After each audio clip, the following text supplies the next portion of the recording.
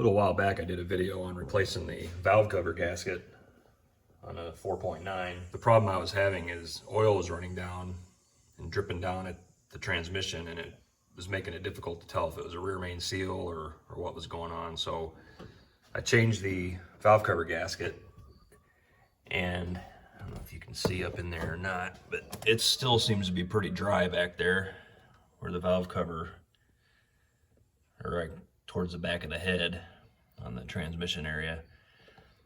But now it's the push rod cover that's leaking.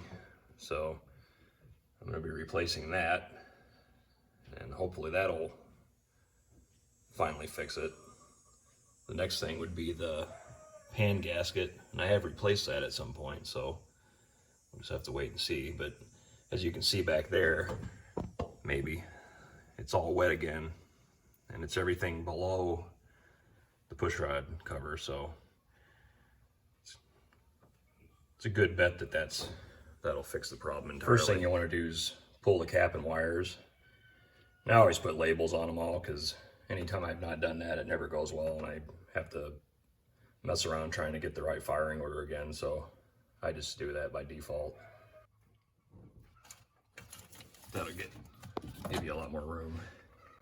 The next thing will be to disconnect that connector, and then the throttle position sensor and the AIC valve. Once you've got all your wiring disconnected, forgot about the coil there, but once you get all your wire disconnected, pull the nut for the dipstick tube, and you can probably either just move that out of the way or completely unscrew it. I'm going to unscrew it in my case because I want to make sure that it's good and tight and everything when I put it back together, so I don't get a leak from that point either. The way you get the dipstick tube out is it's a 5/8 wrench. It goes on this nut down here. One thing you got to be careful of, a lot of times this tube will get kind of seized in there, so you got to kind of break it loose carefully, because you could bend this thing all up, which will likely happen. But if that's the case, you might just have to spin the whole thing out, including this bracket. So I'm going to see how it goes. Okay, I did get it out of there. Chances are you're going to have to massage the tubing a little bit and spin the whole thing. It's kind of a pain. This truck's seen very little wintertime driving. It's from the desert, and if I had an issue getting it off on this truck, if you have a Midwest truck, you pretty much guarantee you're gonna have to twist the whole thing out. I had a black truck like this from some of my earlier videos that was from around here in the Rust Belt where I live, and I had to do this, and I had to twist it all the way out too. I just thought maybe I'd get lucky, but it's not the case. The reassembly ought to go a little better. I was able to get it in a vise and clean it up with some sandpaper and put a little bit of anti-seize. Next, you'll want to remove those 3 bolts right there that hold the wiring bracket on, and you'll need a deep well because there's a studded one in the center there. You just want to make sure you put that back. I was mistaken with the bracket. It's only the 2 bolts that hold the bracket on. But the next thing, you could probably do this without taking the coil off, but I want to get up inside there, back in behind there, and clean really well, and maybe even paint the coil bracket and dress it up a little bit. So I'm going to take the coil off. You could probably get in there with a gear wrench or something to get it without doing that, but so with everything removed now, all the bolts pretty easily accessible. So about 2 cans of brake cleaner. Got it pretty cleaned up. I'm gonna go vacate the garage for a while, turn on a fan so I don't get high. All right, I got the bolts out, got it popped off. You kind of have to go back into the cavity back there and then pull it back out to get it out. But the cork gasket, it's pretty hard, and the bolts are actually not real tight. Probably could have sealed some of the leak just by cinching those bolts up, but as hard as that gasket is, it's not going to totally fix the problem. But Just like with the valve cover, the motor is really clean on the inside.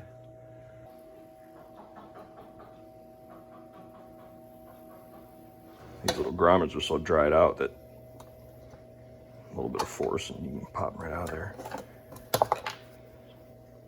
Looks like I found an escapee here.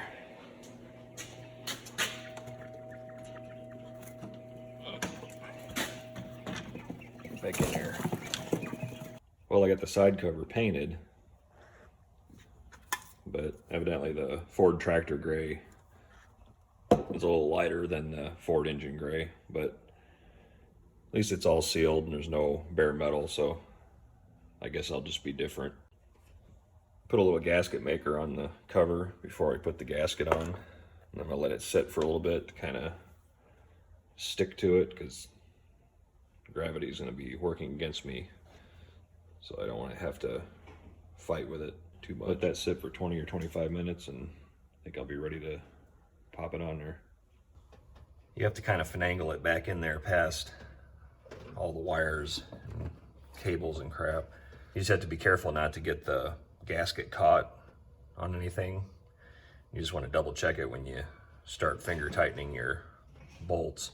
The bolts basically just go through these little rubber gaskets, and then when you torque them down, this expands into the hole, and then it seals the holes up.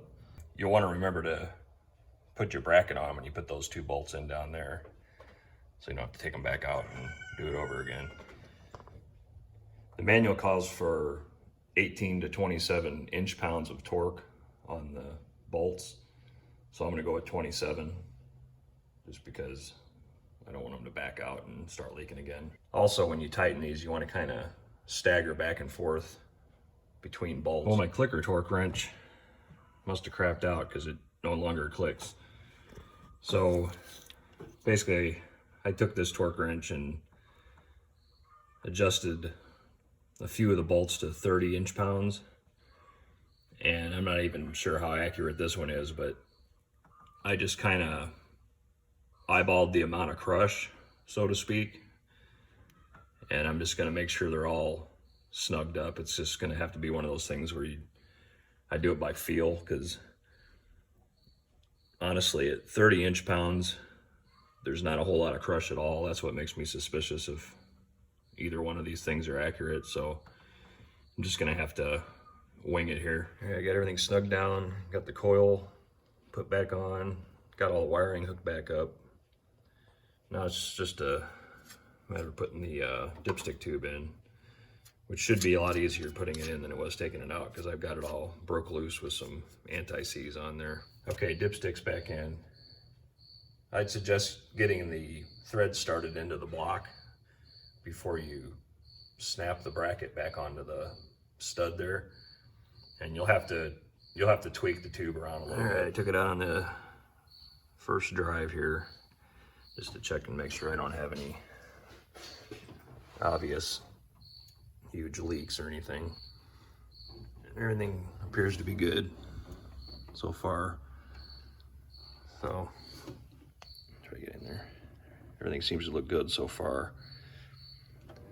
So I'll give it a few weeks, a month or so, and if I still get a lot of leakage coming out of there, I'm gonna have to assume it's a rear main seal. So I don't know what else it would be coming from at this point. Well, thanks for watching.